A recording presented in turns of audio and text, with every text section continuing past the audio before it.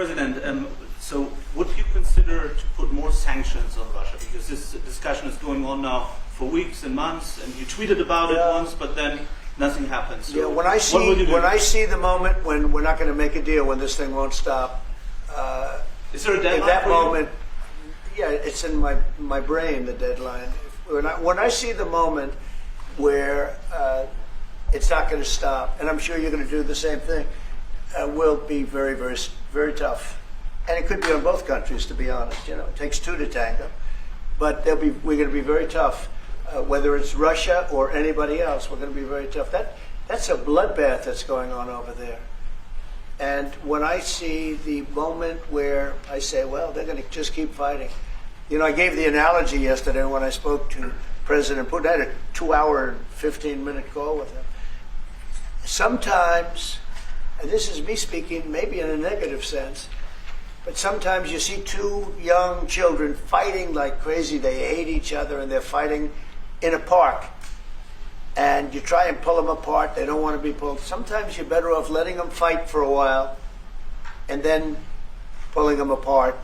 And I gave that analogy to Putin yesterday. I said, President, maybe you're going to have to keep fighting and suffering a lot because both sides are suffering before you pull them apart, before they're able to be pulled apart. But it's a pretty known analogy. You have two kids, they fight. Sometimes you let them fight for a little while. You see it in hockey. You see it in sports. The referees let them go for a couple of seconds, let them go for a little while before you pull them apart. And maybe, and I said it, and maybe that's a negative because we're saying go, but a lot of bad blood. There's some bad blood between the two. I have to deal with it, and the Chancellor has to deal with it. It's incredible. The level of, there's a great hatred between those two men, but between the warring parties. Great hatred. What make you say and believe apparently that there's no immediate peace? What? That there is no immediate peace. There will no. Well, I can't. I'd love to have immediate if I could. But why if I could, but we don't have immediate. You know, it's like I'd love to have that. I'd like it to start right now. We would leave a room if we knew the war could end. We'd say, forget about you guys. Forget about trade, right? Yeah. We'd say, let's go settle it. There's some additional fighting that's going to go on. You know, he attacked, and they attacked pretty harshly. They went deep into Russia, and he actually told me. I mean, I made it very clear. He said we have no choice but to attack based on that, and it's probably not going to be pretty. I don't like it. I said, don't do it. You shouldn't do it. You should stop it. But again, there's a lot of hatred. And, you know, I'm very proud of the fact that with India and Pakistan, I was able to stop that. And those are nuclear powers. And that was getting close to being out of hand. And I spoke to some very talented people on both sides, very good people on both sides. And I said, you know, we're dealing with you on trade, Pakistan and India right now. I said, we're not going to deal with you on trade if you're going to go shooting each other and whipping out nuclear weapons that maybe even affect us. Because, you know, that nuclear dust blows across oceans very quickly. It affects us. And I said, if you're going to do that, we're not going to do any trade deals. And you know what? I got that war stopped. Now, I hope we don't go back and we find out that they started, but I don't think they will. They were both good. They were well represented. I want to congratulate both countries because, as you know, the leader of India, who's a great guy, was here a few weeks ago. We had some great talks. We're doing a trade deal. And Pakistan, likewise, they have very, very strong leadership. Some people won't like when I say that, but, you know, it is what it is. And they stopped that war. Now, am I going to get credit? I'm not going to get credit for anything. They don't give me credit for anything. But nobody else could have done it. I stopped it. I was very proud of that.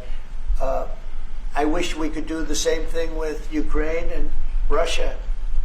And at some point it'll happen. I believe that. And if it doesn't happen, or if I see somebody's out of line, if Russia's out of line,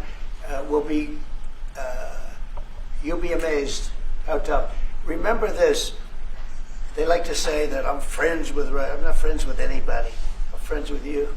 I'm not friends with that. I want the right thing to happen for our country, for everybody, for humanity. But I'm the one that stopped the pipeline. It's called Nordstream 2. Until I came along, nobody ever heard, not one person in this room ever heard of Nordstream 2.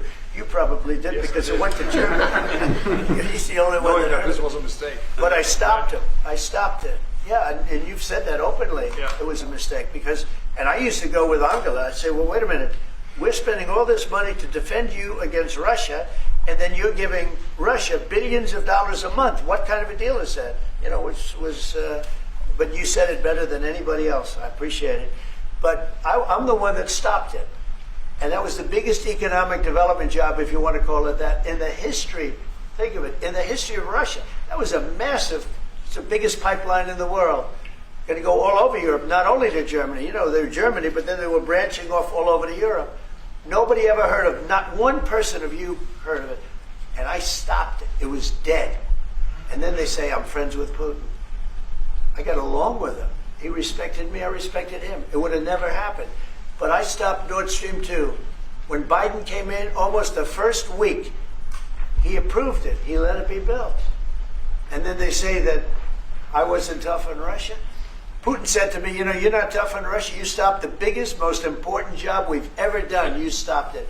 And Biden came in and he let it be built. And I'll tell you what, I'll never forget the day. I had it totally stopped. They weren't building. They gave up on it.